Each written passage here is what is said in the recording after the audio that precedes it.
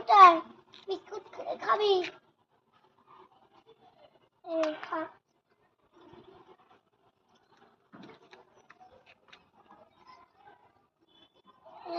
টমির কি শরীর হয়েছে রে? রোগা হয়ে গেছে রে টমি।